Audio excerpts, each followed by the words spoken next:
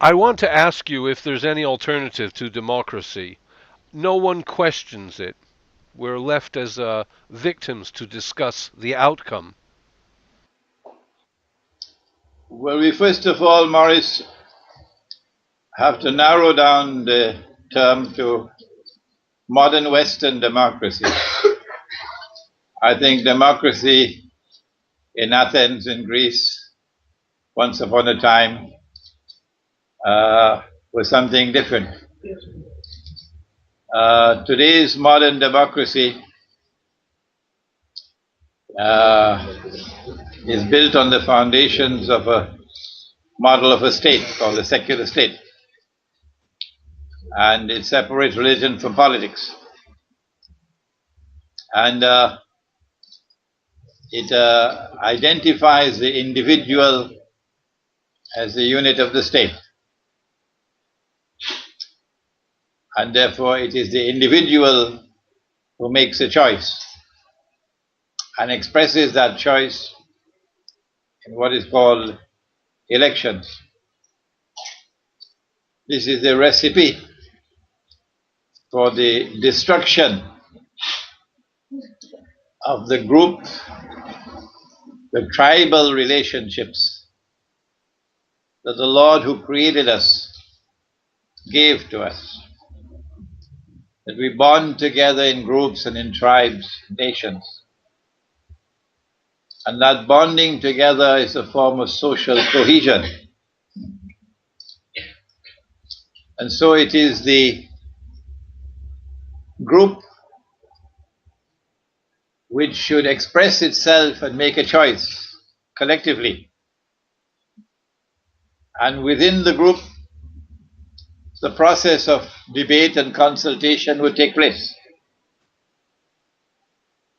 And when the group has made a decision, then the leader of the tribe or the chief would express on behalf of the tribe or the group the decision. This form of democracy allows the tribal relations to remain intact. And unless you have these tribal relations, unless you have the groups which remain together and have a common bond of elementary loyalty to the tribe and obedience to the chief of the tribe, society can be endangered. Society can begin to unravel, and you can end up with a jungle of beasts. What the modern political democracy has done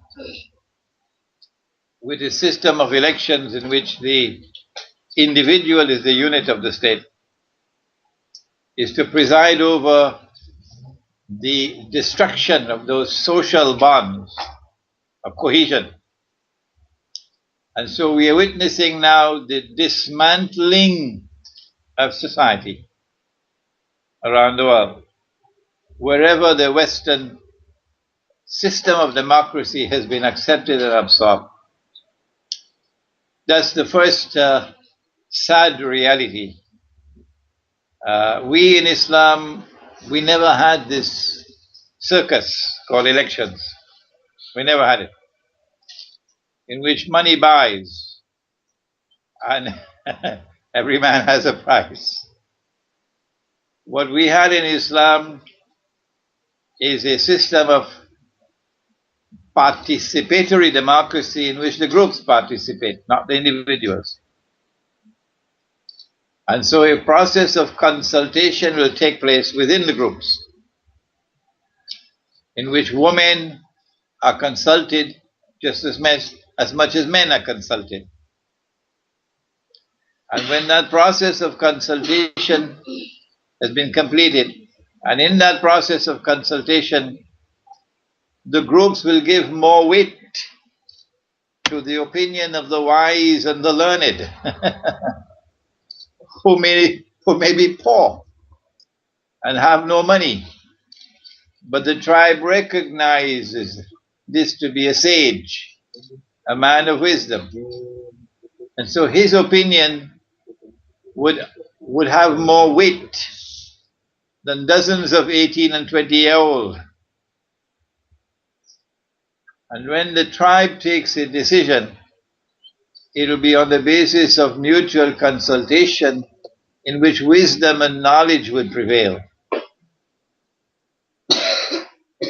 And then each of these tribes will then give their verdict, and the society as a whole will come to a decision which will be representative of all the tribes and all the groups. If you live in a homogeneous society, then you are living in a society of one tribe. But nowhere in the world today are we like that. We are a people of many different tribes and nations. And so this is my first comment on this circus called elections, which is such a negative development of the modern age. My second comment, Maurice, is one with which you would be familiar. And in the Western world, there are many who speak even far more eloquently than I can about the role that money plays in elections. It is massively corruptive of the society. And it gives to the rich a capacity to control, a capacity to maneuver, manipulate, and to become kingmakers, because money has the power to influence elections.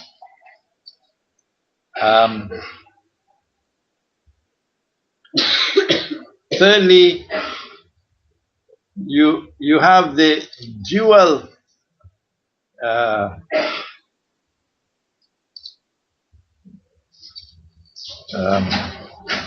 you have the election system, and you also have the media, which is used in a massively dishonest and corrupt way to manipulate people's thinking and to brainwash people to think in a certain way and to vote in a certain way.